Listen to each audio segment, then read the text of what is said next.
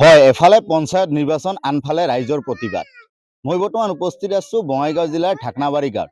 মোৰ সহযোগীয়ে সামগ্ৰিক পৰিৱেশ দেখুৱাই আছে। ঢাকনাবাৰী গাঁৱত এনেদৰে ৰাইজে উত্তাল প্ৰতিবাদ কৰা দেখিবলৈ পোৱা গৈছে। যিহেতু ৰাস্তা ঘাটৰ যি দুৰৱস্থা, অৱস্থাৰ বাবে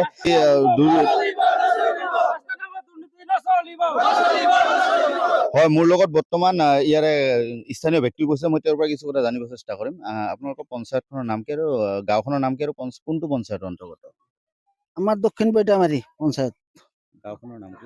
গাঁওখনৰ নাম হ'ল ঢাকনাবাৰী ৫ নম্বৰ ৱাৰ্ড। আজি আপোনালোকে যে প্ৰতিবাদ কৰিছে, কিহৰ কাৰণে প্ৰতিবাদ কৰিছে? এই ৰাস্তাটোৰ কাৰণে। ৰাস্তাটো খুব বেয়া হৈছে। এই আগতে আমি কাম কৰিছিলো, সেইবিলাকৰ পইচা দেওয়া নাই, লেবাৰ মজুৰি পোৱা নাই, তাৰ কাৰণে আমি প্ৰতিবাদ কৰি আছো। এইটো কিমান দিন হ'ল এইটো কাম কৰা আপোনালোকৰ? কাম কৰা অনুমানিক ৩-৪ বছৰ হ'ল। আপোনালোকৰ প্ৰাপ্যধন দিয়ে? পোৱা নাই, লেবাৰকো পইচা দেওয়া নাই। আমি ট্ৰেক্টৰ দিয়ে কাম কৰিছো। কাৰ আণ্ডাৰত কাম কৰিছিলে আপোনাৰ? আমি মেম্বাৰ আছিল আলিমুদ্দিন শেখ, আলিমুদ্দিনৰ আণ্ডাৰত কাম কৰিছিলো। এই যি আপোনালোকৰ মজুৰি পোৱা নাই, মজুৰি নোপোৱাতে আপোনালোকৰ যি বিভাগীয় কৰ্তৃপক্ষ জিলা প্ৰশাসনক জনাইছিল নে নাই? জানাইছিলো, কোনো ৰিয়েকশ্যন পোৱা নাই। ডিচি অফিচ পৰ্যন্ত কমপ্লেইন আছে আমাৰ।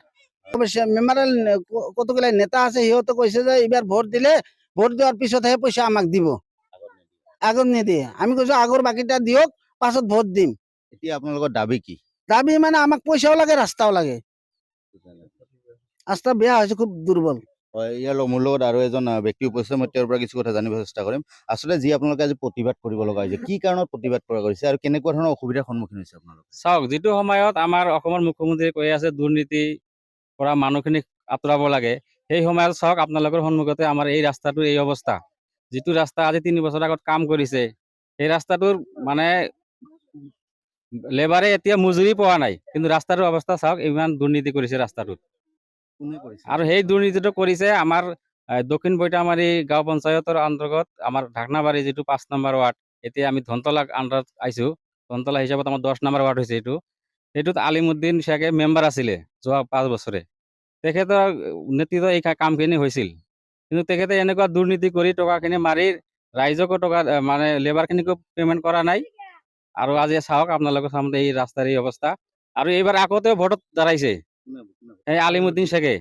এতিয়া ৰাইজক লেবাৰখিনি কৈ আছে যে আপোনালোকে মোক ভোট দি জিকালেহে মই জিকাৰ পিছতহে পইচাখিনি উঠাই দিম, এতিয়া মই দিব নোৱাৰিম। পইচাখিনি দিব নোৱাৰিলে এইটো লৈ আমি ডিচি অফিচলৈকেও আমাৰ পিটিশ্যন দিয়া আছে। তাৰ পৰা কামখিনি কিন্তু কোনো একশ্যন লোৱা নাই এতিয়ালৈকে। লেবাৰখিনিক বা এই ট্ৰেক্টৰৰ ড্ৰাইভাৰখিনিকো পইচা দিয়া নাই। আপোনালোকৰ দাবী কি? এতিয়া দাবী হ'লে লেবাৰৰ মজুৰিখিনি আদায় কৰি দিব লাগে আৰু আমাৰ ৰাস্তাটো ভালকৈ কাম কৰি দিব লাগে। আৰু এনেকুৱা দুৰ্নীতি মানুহক যাতে মানুহ পইচা নিদিয়ে, সেইটো আমাৰ ৰাইজক আমাৰ অনুৰোধ আছে।